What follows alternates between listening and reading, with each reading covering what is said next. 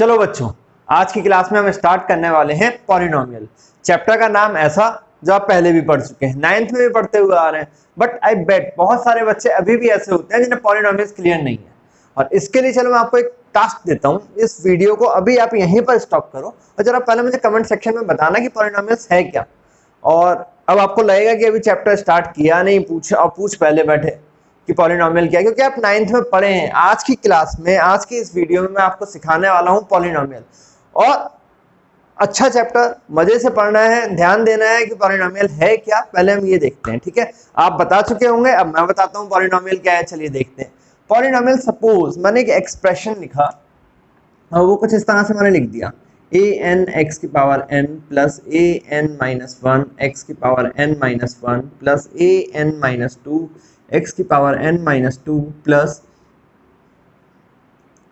a3 x cube plus a square x square plus a1 x plus a not. अब ये एक expression जो लिखा हुआ है मैंने अभी, ये है पॉलिनोमियल।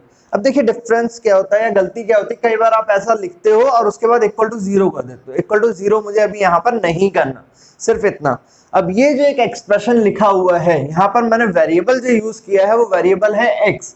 जो ये x है वो एक वेरिएबल है, और जो ये an minus 1 an minus 2 a3 ये सब क्या है, ये कुछ नंबर्स हैं। ठीक है, तो ये एक एक्सप्रेशन मींस, अगर मैं पॉलिनोमियल की बात करूंगा, पॉलिनोमियल हुआ क्या यहाँ से अभी मुझे कितना समझ में आया कि कुछ एक एक्सप्रेशन है जहां पर रिलेशन है बिटवीन नंबर्स एंड वेरिएबल। ठीक है, अब ऐसा मैंने कुछ जो लिखा उसको हम क्या बोल देंगे, पॉलिनोमियल्स बोलेंगे। अब ये जो पॉलिनोमियल मैंने लिखा है, अब इस पॉलिनोमियल में है क्या, इसको देखते हैं, थोड़ा इसके टर्म्स को समझते हैं। यहां पर अगर मैं बोलता हूं कुछ ये दिया गया है आपको, इस पूरे को हम क्या बोल दे रहे थे, पॉलिनोमियल हमने बोला। ठीक, पॉलिनोमियल। अब इस पॉलिनोमियल में देखिए, पॉलिनोमियल जो डिफाइन होता है, पॉलिनोमियल बेसिकली डिफाइन होगा हमेशा उसकी डिग्री से। डिग्री या फिर पावर, दोनों चीजें उसको बोला जाता है, डिग्री भी बोलते हैं, पावर भी बोलते हैं। अब डिग्री क्या है, डिग्री मीन्स यहाँ x है जो वेरिएबल है, उस वेरिएबल की जो हाईएस्ट पावर होगी। वेरिएबल की हाईएस्ट पावर मीन्स यहाँ पर x की पावर n, यहाँ अगर मैं देखता हूँ तो पावर कम होती जा रही है, तो जो हाईएस्ट पावर होगी वो क्या होगी, उसकी डिग्री या फिर उसकी पावर। अब यहाँ पर डिग्री या पावर जो मैं वर्ड यूज कर रहा हूँ, देखिए डिग्री के लिए अगर हम बात करेंगे कि डिग्री क्या है, डिग्री और पावर भी बोलते हैं कई जगह पर इसको, तो पावर क्या होगा, ये n हाईएस्ट वैल्यू जो भी है आपकी वो बोली जाएगी डिग्री। बट इसके साथ एक कंडीशन है, जो ये n होगा, ये n क्या होगा आपका, हमेशा पॉजिटिव इंटीजर। पॉजिटिव इंटीजर, यहाँ पे कंडीशन ध्यान रखनी है, पॉजिटिव इंटीजर या फिर होल नंबर, नेचुरल नंबर। ठीक है, कुछ इतना ध्यान देना है। अब यहाँ पर अगर मैंने बात करा तो ये कुछ होगा इसका डिग्री। अब डिग्री मुझे पता लग गया कि भाई जो भी आपने एक एक्सप्रेशन लिखा हुआ है, उस एक्सप्रेशन में x की जो भी मैक्सिमम पावर है उसे हम बोल देंगे उसकी डिग्री। अब डिग्री के बेस पे इनको कुछ नाम दिए जाएंगे, वो अभी आगे देखेंगे। अब उससे पहले जरा मैंने जो एक्सप्रेशन लिखा है, इस एक्सप्रेशन को समझते हैं ये है क्या। अब अगर मैं इनको अलग अलग लिख लेता हूँ, सपोज मैंने लिखा है an xn comma an minus 1 x n minus 1 comma an minus 2 x की power n minus 2 a3 x cube a square x square a1 x और a नॉट। ये जो मैंने लिखा, अगर इसको हम देखेंगे तो ये क्या हो जाएगा, इनको हम बोलेंगे टर्म्स। यहाँ पर ये क्या है, आपके टर्म्स हैं। अब जब बात आती है टर्म्स की, पॉलिनोमियल में टर्म्स कहा, तो अब यहाँ पे ये एक क्वेश्चन मिल सकता है आपको, टोटल नंबर ऑफ टर्म्स या हाईएस्ट टर्म्स कितने हो सकते हैं एक पॉलिनोमियल में। अब सपोज अगर एक पॉलिनोमियल है, उस पॉलिनोमियल की डिग्री जो है वो डिग्री दी गई है आपको, डिग्री कितनी है, n है। उन्होंने बोला कि डिग्री n है किसी एक पॉलिनोमियल में, और टोटल नंबर ऑफ टर्म्स कितने हो सकते हैं, maximum total number of terms. तो maximum total number of terms की बात करूंगा जब मैं यहाँ पे, maximum total number of terms, तो ये जो आपके टोटल हो सकते हैं, ये हो सकते हैं n+1। ये फर्स्ट कॉन्सेप्ट जो आपको याद रखना है अभी के लिए, n+1 total number of terms. एक पॉलिनोमियल में कितने हो सकते हैं, n+1 मींस जितनी उसकी डिग्री है उससे एक ज्यादा टर्म, टोटल उसमें नंबर ऑफ टर्म्स हो सकते हैं। ठीक है, अब अगर मैं यहाँ पर बात करता हूँ, मैंने अभी ये लिखा था, सिर्फ प्लस का साइन हटाया था, इनको मैंने एज इट इज लिखा, इनको हमने बोल दिया था टर्म्स है।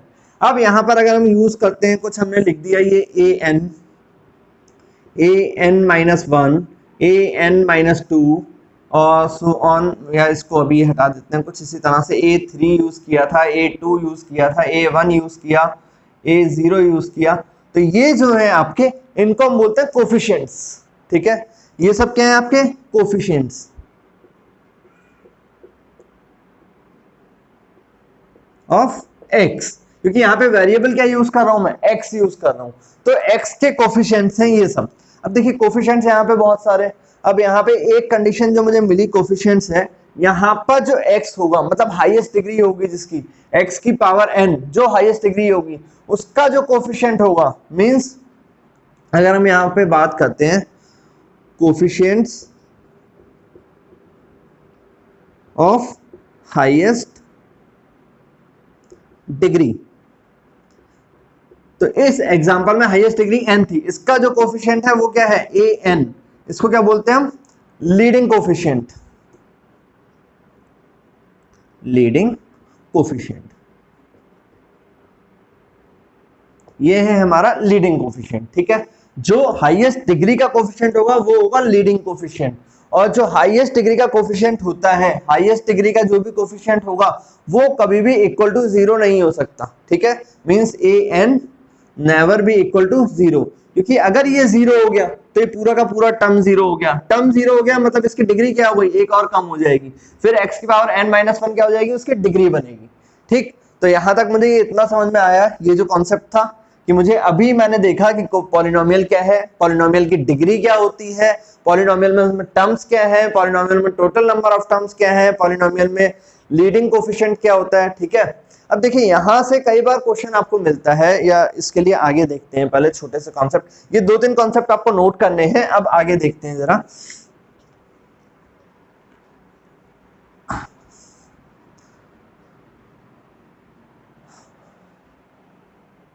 अगर एक केस ऐसा हो गया, एक केस हम मानते हैं, कुछ केस मान लिया, if an -1 an-2 a3 a2 a1 a0 means जितने भी कोफिशिएंट्स थे, मैंने अभी पढ़ा था कि इनको हम क्या कह रहे थे, कोफिशिएंट्स कह रहे थे, ये सारे के सारे कोफिशिएंट्स क्या हो गए आपके 0, सारे के सारे कोफिशिएंट्स आपके 0 हैं, मींस जितने भी कोफिशिएंट्स थे उसमें वो 0 हो गए। ठीक है, अब अगर ये सारे के सारे 0 हो गए तो ये क्या बोला जाएगा, इस तरह का जो पॉलिनोमियल होगा, ये इसको आप ऐसे ना करके आप ऐसे लिख लो R0, तो जो पॉलिनोमियल होगा देन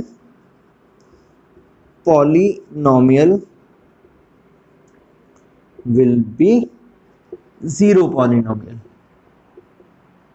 उस पॉलिनोमियल का जो नाम होगा वो होगा 0 पॉलिनोमियल। 0 पॉलिनोमियल पूछा जाता है, 0 पॉलिनोमियल पूछने के बाद अब देखो मैं आपसे पूछता हूं कि भाई ये सारे के सारे आपने 0 कर दिए, जितने कोफिशिएंट्स थे उन सबको मैंने 0 किया, लेकिन 0 करने के बाद उस 0 पॉलिनोमियल की डिग्री कितनी होगी, यहाँ पे डिग्री क्या थी, डिग्री कभी भी कोफिशिएंट के ऊपर तो आती नहीं थी, डिग्री किसके ऊपर आती है, वेरिएबल के ऊपर आती है, और मैंने 0 किसको किया हुआ है, 0 मैंने कर दिया सारे के सारे कोफिशिएंट्स को।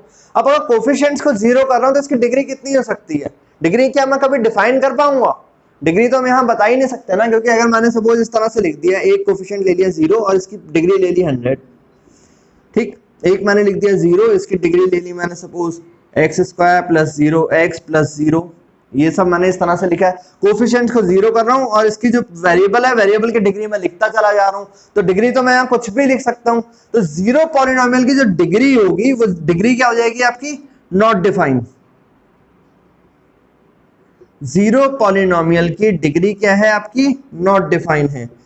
ध्यान देना है मुझे यहाँ पर, ये चीज ध्यान देनी है, ऑब्जेक्टिव क्वेश्चंस मिलते हैं कॉम्पिटिटिव एग्जाम जो 10th बेस पे हैं, ओलंपियाड वगैरह होते हैं, वहां ये पूछा जाता है, तो आपको डिग्री याद रखनी है कि आपका जब भी 0 पॉलिनोमियल होगा तो भाई उसकी जो डिग्री आने वाली है वो नॉट डिफाइंड है, हम नहीं बता सकते किसी भी हाल में। ठीक है, अब इससे आगे बढ़ते हैं, एक सेकेंड केस लेके आते हैं। सेकेंड केस क्या लेके आते हैं यहाँ पर, सेकेंड केस आपको कुछ इस तरह से मिल गया कि आपके जितने भी एक्सप्रेशन थे, वो सॉरी जितने भी कोफिशिएंट्स थे, आपके जितने भी कोफिशिएंट्स दे रखे हैं, an-1 an-2 and so on a3 a2 a1, ये सब तो हैं आपके 0, ये सारे के सारे आपके जीरो हैं, बट ए नॉट ये नॉट इक्वल टू जीरो है। ए नॉट मतलब जो ये ए नॉट है, ए नॉट के साथ देखो यहाँ पे जब मैंने पॉलिनोमियल लिखा था इसके साथ कोई वेरिएबल नहीं है, तो ये वाला टर्म क्या होता है, इस टर्म को अगर मैं देखता हूं तो ये वाला टर्म होता है हमारा कांस्टेंट। इस टर्म को हम क्या बोलते हैं, कांस्टेंट टर्म, क्योंकि इसके साथ हमें कोई वेरिएबल नहीं मिल रहा। अब वेरिएबल नहीं मिल रहा मतलब a not not equal to zero, मतलब ये क्या है आपका कांस्टेंट टर्म है, और कांस्टेंट टर्म आपका कैसा है, नॉट इक्वल टू जीरो है तो ये भी एक पॉलिनोमियल। अब पॉलिनोमियल है और पॉलिनोमियल के साथ इसका नाम क्या होगा, कांस्टेंट पॉलिनोमियल। इस पॉलिनोमियल को अगर हम बोल सकते हैं तो ये पॉलिनोमियल हम बोल सकते हैं कि भाई ये कैसा आपका कांस्टेंट पॉलिनोमियल है। अब कांस्टेंट पॉलिनोमियल मिल गया, ठीक। लेकिन जैसे ही बात मैं करूंगा पॉलिनोमियल की, पॉलिनोमियल है तो डिग्री, अब इसकी डिग्री कितनी हो गई भाई, डिग्री कितनी है इसकी, इसके साथ वेरिएबल नहीं है। मैंने कांस्टेंट टर्म किसको बोला था, जिसके साथ वेरिएबल ही नहीं है। अब वेरिएबल नहीं है, या फिर हमने एक कॉन्सेप्ट पढ़ चुके हैं छोटी क्लासेस में कि अगर किसी वेरिएबल की पावर जीरो कर दी जाए तो उसकी न्यूमेरिकल वैल्यू कितनी हो जाती है, 1। मींस अगर मैं लिख देता हूं x की पावर 0 तो इसकी वैल्यू कितनी है, 1 है। तो मींस यहां पर अगर मैं बोलता हूं इसके साथ वेरिएबल मैं लिखना चाहूं तो वेरिएबल कितना लिख सकता हूं, x की पावर 0। मींस कांस्टेंट पॉलिनोमियल या कांस्टेंट पॉलिनोमियल जो है उसकी डिग्री कितनी हो सकती है। अब यहां पे अगर हम बात करेंगे कि भाई इसकी डिग्री है तो इसकी डिग्री कितनी होगी, 0। ठीक है, ध्यान देना है, जो आपका कांस्टेंट पॉलिनोमियल है उसकी डिग्री है 0, और जो आपने इससे पहले पढ़ा हुआ था जहां पर सारे के सारे कोफिशिएंट 0 हो जाते हैं, सारे कोफिशिएंट 0 मींस कांस्टेंट टर्म भी 0 है, जहां पर उसकी डिग्री क्या हो जाएगी, नॉट डिफाइन हो जाएगी। तो ये पॉलिनोमियल में कुछ बेसिक से टर्म्स हैं जो मुझे अभी ध्यान रखने हैं। अब देखो मैंने पॉलिनोमियल कहा और पॉलिनोमियल में मैं कह रहा हूं डिग्री। अब डिग्री क्या हो सकती है, डिग्री के बेस पे इसको अलग अलग नाम दिया गया। अब डिग्री के बेस पे अलग अलग नाम कैसे दिया गया है, सपोज मैंने एक पॉलिनोमियल कहा, अब इस पॉलिनोमियल में मैंने कुछ इस तरह से लिख दिया, ये मैंने एक पॉलिनोमियल लिखा, हमने कह दिया भाई 10x + 4, ये एक पॉलिनोमियल लिख दिया हमने। तो यहां पर क्या है, x की मैक्सिमम पावर कितनी है, x की मैक्सिमम पावर है 1, मींस डिग्री कितनी हो गई इसकी, 1। अब डिग्री अगर मैं बात करता हूं यहां पर, चलो एक कॉलम बना लेते हैं, इसकी डिग्री है आपकी 1 और डिग्री 1 है तो इसको जो नेम दिया गया है वो नेम कितना हो गया, यहाँ पे इसका नाम क्या होगा, इसको हम बोल सकते हैं लीनियर पॉलिनोमियल। ठीक है, जहां पर भी डिग्री 1 है वो क्या है आपका, लीनियर पॉलिनोमियल हो गया। अब इसको अगर हम जनरल फॉर्म में लिखना चाहें तो जनरल फॉर्म में देखो लीनियर पॉलिनोमियल को हम कैसे लिख सकते हैं, ax + b, ये हो गई इसकी जनरल फॉर्म। मींस यहाँ पे 2 तो आपके टर्म्स हो गए और ये क्या हो गया, x हो गया जिसकी डिग्री है 1। अब मैक्सिमम नंबर ऑफ टर्म्स मैंने कहा था यहाँ पर कितने होते हैं, n+1। अगर डिग्री है 1 तो total number of terms maximum कितने आ रहे हैं जनरल में, 2। ठीक है, अब मैंने एक लिख दिया, कुछ इस तरह से लिख दिया 10x² + 4x + 3। तो अब यहाँ पे अगर मैं देखता हूँ, देखो भाई एक लिखा हुआ है, इसमें डिग्री कितनी आ रही है, मैक्सिमम डिग्री x की 1 है, x की 2 है, तो मैक्सिमम कितना 2। अब जब 2 है तो इसकी डिग्री कितनी हो गई आपकी, 2, डिग्री 2 हो गई, तो इसको नाम क्या दे दिया है आपने, नाम इसका जो हो गया आपका वो हो गया आपका क्वाड्रेटिक। ठीक, क्वाड्रेटिक। अब क्वाड्रेटिक को जनरल फॉर्म में अगर हम लिखते हैं तो हम उसको लिख देते हैं ax² + bx + c। यहां तक इतना ठीक है। अब आगे बढ़ते हैं, मैंने यहाँ पे कहा कि भाई एक और लिख देते हैं हम लोग, कुछ हमने ऐसे लिख दिया 10x³ + 4x² + 3x + 9, कुछ ये लिख दिया हमने। अब यहाँ पे इसकी डिग्री कितनी है, x की मैक्सिमम कितना, मैक्सिमम हो गई 3 हो गई, तो मतलब ये इसका नाम क्या हो गया आपका, क्यूबिक। और क्यूबिक को जनरल फॉर्म में हम कैसे लिख लेते हैं, ax³ + bx² + cx + d। देखो डिग्री 3 टर्म्स कितने, 1 2 3 4 टर्म्स, डिग्री 2 टर्म्स कितने, 3, डिग्री 1 टर्म्स कितने, 2। तो ये ध्यान देना है, मैं दोबारा से इस चीज को बोल रहा हूं। अब मैंने कह दिया कुछ, ये आगे एक और मिल गया, उसको हमने कह दिया 10x की पावर 4 + 4x³ + 3x² + 9x + 8। अब डिग्री कितनी आ रही है, डिग्री कितना, 4, तो यहां पे इसका नाम क्या हो गया आपका, बाइक्वाड्रेटिक। ठीक है, बाइक्वाड्रेटिक जनरल फॉर्म में लिखेंगे तो जनरल फॉर्म हो गई ax की power 4 + bx³ + cx² + dx + e।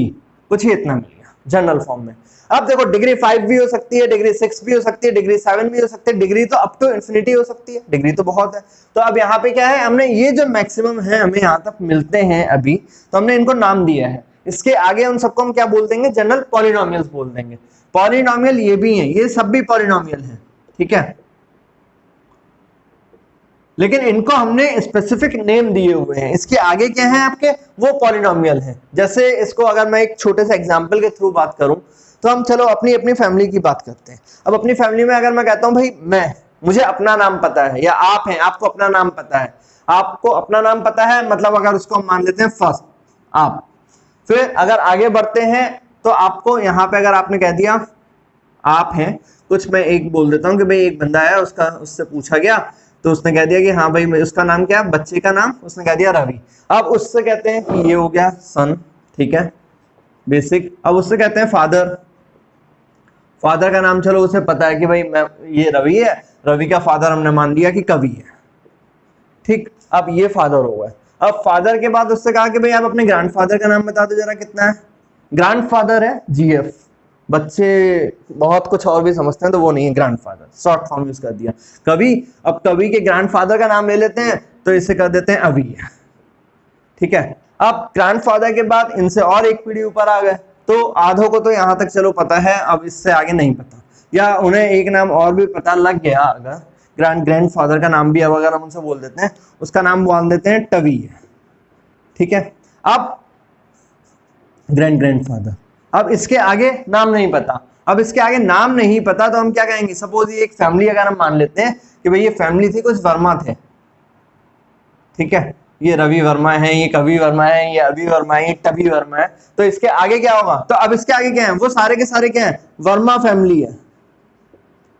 अब हम ये बोल सकते हैं वर्मास फैमिली। तो हमने क्या, कुछ लोगों के नाम जो स्पेसिफिक जो बार यूज हो रहे थे उनका तो हमें याद है, उसके आगे क्या है, हम वर्मा फैमिली चल रहा है, ठीक है। तो सेम यही है पॉलिनोमियल। पॉलिनोमियल में क्या है, स्टार्टिंग लीनियर नाम दे दिया उसको, पर्टिकुलर क्वाड्रेटिक दे दिया, क्यूबिक दे दिया, बाई क्वाड्रेटिक दे दिया, उसके आगे वो सब क्या है, उसके आगे वो सारे के सारे क्या होंगे, आपके पॉलिनोमियल्स होंगे। उन सबको हम पॉलिनोमियल्स बोल देंगे कि भाई डिग्री अब आप जहां तक लेके चले जाओ वो है पॉलिनोमियल। स्टार्टिंग के चार को हमने कुछ नाम दिया गया। तो ये तो हमारा पॉलिनोमियल का इंट्रोडक्शन हो गया, ठीक है। पॉलिनोमियल आ गया समझ में। अब पॉलिनोमियल में आगे देखो, इस पॉलिनोमियल को सॉल्व करना सीखना है हमें, यहाँ पर पॉलिनोमियल की वैल्यूज निकालना सीखना है, पॉलिनोमियल के जीरो सीखना है। तो सबसे फर्स्ट हम देखते हैं values of polynomial. Value of polynomial कैसे फाइंड आउट करेंगे।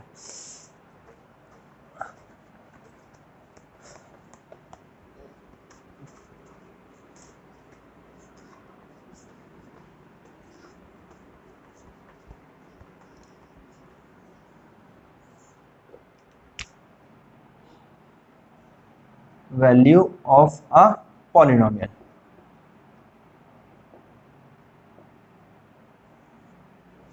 देखो पॉलिनोमियल अगर मैं लिखता हूं तो पॉलिनोमियल को लिखने का रिप्रेजेंट करने का तरीका क्या है, पी फॉर पॉलिनोमियल हो जाता है, और यहाँ वो जिस भी वेरिएबल में है, ठीक है। अब हमने एक पॉलिनोमियल लिख दिया सपोज 5x + 3, ठीक है। पॉलिनोमियल है x, वेरिएबल किस वेरिएबल में है, p पॉलिनोमियल को इंडिकेट कर रहा है। अब मुझे यहाँ पे ये पता है कि भाई इसकी डिग्री कितनी है, 1 है, डिग्री 1 है तो मतलब ये कैसा होगा, आपका लीनियर पॉलिनोमियल हो गया। अब इस पॉलिनोमियल की वैल्यू देखिए, पॉलिनोमियल की वैल्यू निकालना भी आप छोटी क्लास में सीख चुके हैं। पॉलिनोमियल की वैल्यू का मतलब क्या होता है, x की जगह पे मैं कोई एक वेरिएबल जो है x वेरिएबल, इसकी जगह पे मैं कोई एक नंबर रखता हूँ, और वो नंबर रखने के बाद ये सॉल्व होके क्या देता है, जो आता है सॉल्व होके वो क्या होती है, इस पॉलिनोमियल की वैल्यू। जैसे सपोज मैंने कहा कि भाई p x के जगह मैंने 1 रख दिया, p1 मतलब x की वैल्यू 1 है, तो इस पॉलिनोमियल की वैल्यू क्या है, x की वैल्यू 1, तो इस पॉलिनोमियल की वैल्यू कितनी हो गई, 1 + 3, मतलब हम इसको कितना बोल सकते हैं, 8। पॉलिनोमियल की वैल्यू कितनी आ गई, 8। इसकी जगह मैंने रखा -1 रखता हूँ, 3 -1 + 3 सॉल्व हो कितना आ गया, -5 + 3 -2। पॉलिनोमियल की वैल्यू -1 पे कितनी है, -2 है। इस तरह से मैं x की जगह पे क्या क्या वैल्यूज रख सकता हूँ, इनफाइनाइट है, बहुत सारी वैल्यूज आपको दी जा सकती हैं। उन वैल्यूज को रखने के बाद सॉल्व करने पर इस पॉलिनोमियल की क्या वैल्यू आ रही है वो क्या बोला जाता है, वैल्यू ऑफ पॉलिनोमियल, ठीक है। तो वैल्यूज ऑफ पॉलिनोमियल क्लियर है। अब वैल्यूज ऑफ पॉलिनोमियल, अब देखो यहां पर कोई x की एक वैल्यू ऐसी भी तो आ सकती है कि वो वैल्यू मैं x की जगह पे पुट करूं, और पुट करने के बाद इसकी न्यूमेरिकल वैल्यू कितनी आ जाए, 0 आ जाए, ठीक है, मतलब x की जगह पर मैं कुछ ऐसा भी तो पुट कर सकता हूं कि इस पॉलिनोमियल की वैल्यू कितनी आ जाए, 0 आ जाए।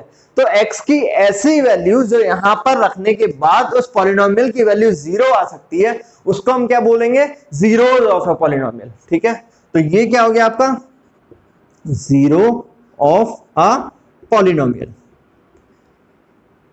Zero of a polynomial. अब जीरो ऑफ पॉलिनोमियल क्या है, दोबारा से x की ऐसी वैल्यू जो मैं इस पॉलिनोमियल के अंदर रखूंगा, पुट करूंगा, और इस पूरे के पूरे पॉलिनोमियल की वैल्यू कितनी आ जाए, 0। तो पॉलिनोमियल की वैल्यू 0 आ जाए, मतलब इसको अगर हम डायरेक्टली यहां से सॉल्व करें तो पॉलिनोमियल की वैल्यू 0 आ जाए, मतलब 5x+3 और वैल्यू कितनी आ जाए, 0। तो x की वैल्यू कितनी आ गई, -3/5। 3 को उस तरफ ले गए 5, -3/5 मीन्स अगर मैं x की वैल्यू इस पॉलिनोमियल के अंदर ये पुट करता हूं तो ये कितना आ जाएगा, 0। चलो देखते हैं निकाल के, क्या ऐसे 0 आ रहा है सच में, -3/5।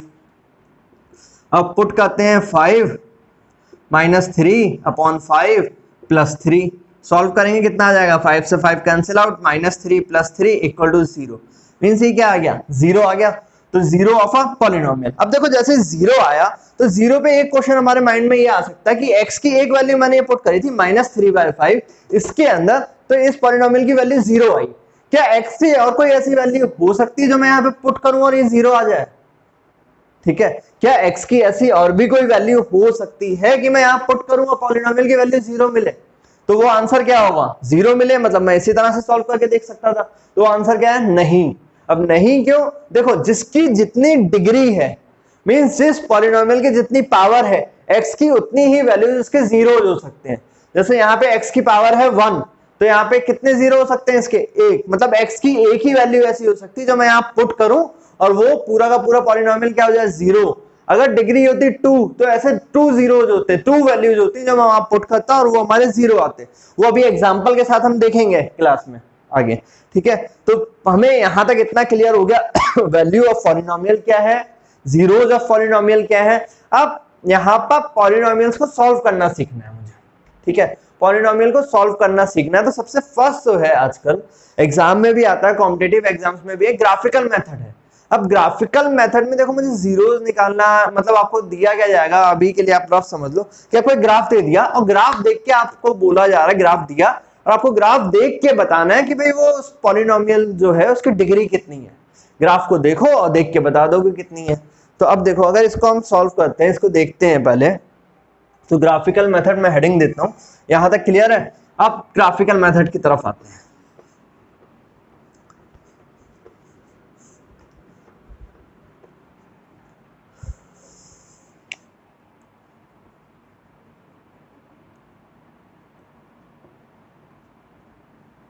ग्राफिकल मेथड है और सबसे फर्स्ट मैं आपको लीनियर के लिए बताता हूं। ठीक है, लीनियर पॉलिनोमियल में ग्राफिकल मेथड में आपको बताता हूं कि किस तरह से है, कैसे मैं उसका ग्राफ बनाऊंगा। ग्राफ बनाना ऑलमोस्ट आता ही है। अब सपोज एक एग्जांपल लेते हैं पहले ग्राफिकल मेथड के लिए। सपोज एक एग्जांपल दे दिया हमने, एक एग्जांपल लिया, हमने कहा कि भाई एक पॉलिनोमियल दिया है px और ये है आपका 2x + 3, कुछ इस तरह का ये है। अब देखो अगर ये है और इसको ग्राफ बनाना है, ग्राफ बनाना हम कहा 9th में सीख चुके हैं। दो वेरिएबल में बनाना चाहता हूं तो इस px को हम कितना मान लेते हैं, y मान लेते हैं, y = 2x + 3, कुछ इस तरह से। और ग्राफ बनाना है तो ग्राफ के लिए हमें पता है भाई इस तरह से कुछ आपकी ये आ गई। इसको हमने बोल दिया कि ये आपका x एक्सिस है और इसको आपने बोल दिया कि ये क्या है आपका y एक्सिस है। अब इसका ग्राफ बनाना है, तो ग्राफ बनाने के लिए हम क्या करते थे, इसकी कुछ वैल्यूज निकाले। वैल्यूज निकालने के लिए हमने कुछ इस तरह से बना दिया, x लिख दिया, y लिख दिया। x की वैल्यू पुट करते हैं क्योंकि इसकी वैल्यू तो निकालनी है, x की वैल्यू 1 पुट करते हैं तो कितना आ गया 2 1 + 3, मतलब ये आ गया 2 + 3, ये आ गया 5। x की वैल्यू चलो -1 पुट करते हैं, -1 पुट करी, -1 पुट करेंगे तो कितना आ गया p - 1, अगर हम निकालते हैं तो -1 + 3, मतलब ये कितना आ गया आपका 1 आ गया, कुछ इतना ही आएगा, ये आपको मिल गया 1। अब x की वैल्यू जरा अगर मैं यहाँ पे पुट करके देखता हूँ -3/2, तो x की वैल्यू अगर मैं -3/2 पुट करूँ तो कितना आ जाएगा -2 × -3/2 प्लस कितना था 3, 2 से 2 कैंसिल, -3 + 3, ये कितना मिल गया मुझे 0 मिल गया, मतलब ये आ गया 0। ठीक है, 3 कोऑर्डिनेट्स मैं यहाँ पे लेके चलता हूँ इतना, ठीक।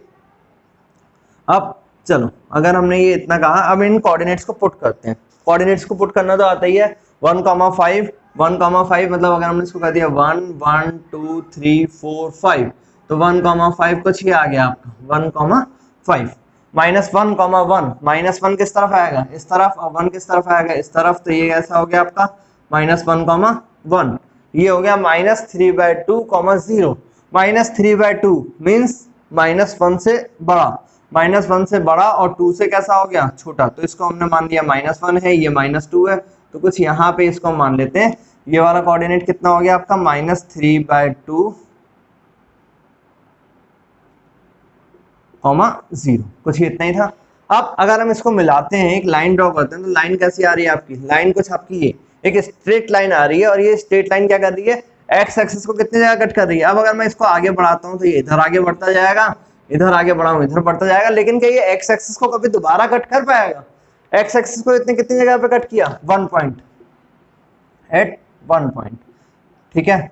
तो मीन्स मुझे यहां से क्या पता लग गया, मैंने अभी पीछे देखा था जब इसकी वैल्यू निकाली थी कि लीनियर की वैल्यू एक जगह 0 होती है, तो मीन्स लीनियर इक्वेशन होगी, लीनियर पॉलिनोमियल होगा, वो एक जगह पर कट करेगा, और वो एक जगह पे कट करना मतलब मैं उसको देख के क्या बोल सकता हूँ, ये क्या है, स्ट्रेट लाइन है, स्ट्रेट लाइन है मतलब एक्स एक्सिस को एक जगह कट कर रहा है, एक्स एक्सिस को एक जगह कट कर रहा है, मतलब इसके 0 कितने हो सकते हैं, 1, और 0 1 है, तो ये इसकी डिग्री कितनी होगी, 1, मतलब ये कैसी होगी, लीनियर इक्वेशन रही होगी कोई। अब देखो यहाँ पे ग्राफ एग्जाम में कैसे होगा, वो ये सब नहीं आपको देखा, एक ग्राफ बना के दे दिया उसने, यहाँ पे ये इतना लिख दिया px, तो अब आपको देखना है कि जो पॉलिनोमियल है वो किसके टर्म में है, x के टर्म में है, तो मुझे x एक्सिस को देखना है कि भाई वो x एक्सिस को कितनी जगह पे कट कर रहा है सॉरी, अब ये x एक्सिस को कितनी जगह कट कर रहा था, एक जगह, तो मतलब मैं बोलूंगा ये जो है पॉलिनोमियल वो x एक्सिस में रहा होगा और साथ साथ लीनियर पॉलिनोमियल होगा। अब वो इसी पॉलिनोमियल को चेंज करके कुछ ऐसे लिख देता py, तब मुझे क्या देखना है, अब मुझे x नहीं देखना, अब मुझे देखना है y एक्सिस, कि भाई वो y एक्सिस पे कितनी जगह कट कर रहा है। तो मैंने देखा इसको ग्राफ को, इसने कहा कि भाई y एक्सिस पे तो आप एक जगह कट कर रहे हो, एक जगह कट कर रहे हो, किसके टर्म में हो, y के टर्म में, मतलब पॉलिनोमियल क्या है, वो y के टर्म में पॉलिनोमियल है, और साथ साथ वो कैसा होगा, जिसकी डिग्री क्या रही होगी, 1 रही होगी, ऐसा पॉलिनोमियल है। आप डायरेक्टली अब इसको देख के बता सकते हो। तो यहां से मुझे इस ग्राफ में ये पता लगा लीनियर वाले में कि लीनियर जब भी होगा तो लीनियर में क्या होगा आपका ग्राफ, एक्स एक्सिस पे अगर एक्स के टर्म में है, वाई एक्सिस पे वाई के टर्म में है, मतलब एक जगह कट कर रहा होगा, और ग्राफ से बन रहा होगा वो आपका एक स्ट्रेट लाइन बन रहा होगा, उसको देखते ही हम क्या कह देंगे, बता सकते हैं। अब क्वाड्रेटिक की तरफ आते हैं कि क्वाड्रेटिक कैसा होता है आपका। अब अगर हम बात करते हैं देखो क्वाड्रेटिक की, तो क्वाड्रेटिक में हमने 9th में फैक्टर करना सीख लिए थे कुछ, मिडिल टर्म स्प्लिटिंग क्वाड्रेटिक के। अब फैक्टर करते करते हमने सीखा है कि फैक्टर भी क्या होता था हमारा, फैक्टर हमने जब निकालते थे क्वाड्रेटिक में तो कई बार हमें फैक्टर ऐसे दिखते थे कि दोनों फैक्टर्स इक्वल आ जाते थे, कई बार ऐसा होता था कि फैक्टर अलग अलग आते थे, कई बार क्या था आपका दोनों फैक्टर्स इक्वल मिले, कई बार फैक्टर्स अलग अलग आए, कुछ इस तरह के केस आपने देखे थे। और एक केस और होता है, वो अभी आपने 9th में नहीं देखा था, वो हम आगे देखेंगे। तो अब अगर क्वाड्रेटिक की बात करता हूँ तो देखो क्वाड्रेटिक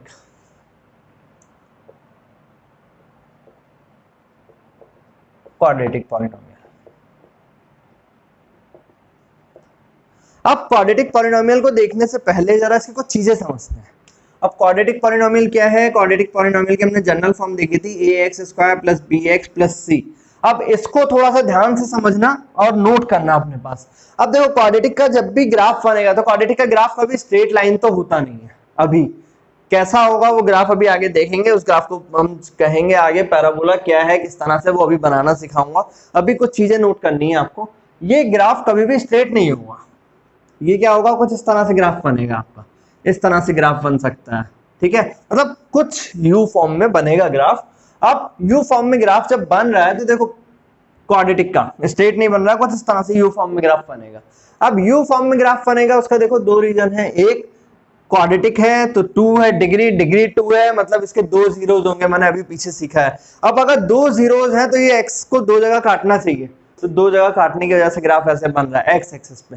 वाई एक्सिस पे बनता है तो वाई एक्सिस पे वो कुछ इस तरह से बन जाता है, क्योंकि अब ये वाई को क्या कर रहा है, 2 जगह पे कट कर रहा है, अगर मैं ऐसे मान लेता हूँ, ठीक है। तो अब देखो ग्राफ ये जब ऊपर की तरफ है तो इसको हम बोल देते हैं upward,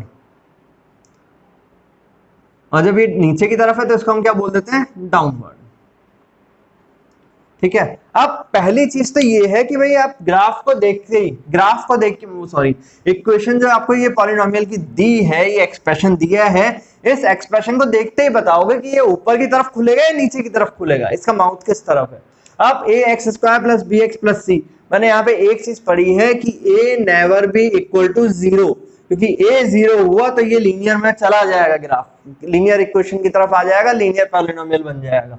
if A greater than zero, A zero से बड़ा है मतलब ए पॉजिटिव है, ए पॉजिटिव है तो आपका जो ग्राफ होगा वो अपवर्ड होगा, कुछ इस तरह का।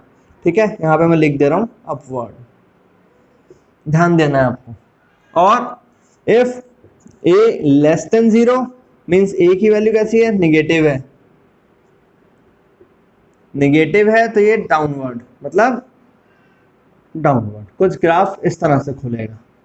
ठीक है, इतना ध्यान रह जाएगा। ए जीरो तो हो ही नहीं सकता, तो वो केस यहाँ पे लेके ही नहीं आना है। अब सॉरी, अब अगर यहाँ देखा, मैंने इतना तो सीख लिया, ये इतना। अब जब ये ग्राफ बनता है तो देखो ये ग्राफ क्या होता है, ग्राफ अपना एक जगह से डायरेक्शन चेंज कर रहा है, यहाँ नीचे आया फिर ऊपर या ये, तो इस वाले पॉइंट को हम क्या कह देते हैं, वर्टेक्स। ये वाला पॉइंट आपका क्या हो गया, इस पॉइंट को अगर मैं बोलूंगा तो ये पॉइंट होता है हमारा वर्टेक्स। इसको मैं अभी और क्लियर ग्राफ में बताऊंगा, डायरेक्टली ये कैसे निकलेगा वर्टेक्स, ये भी देखेंगे।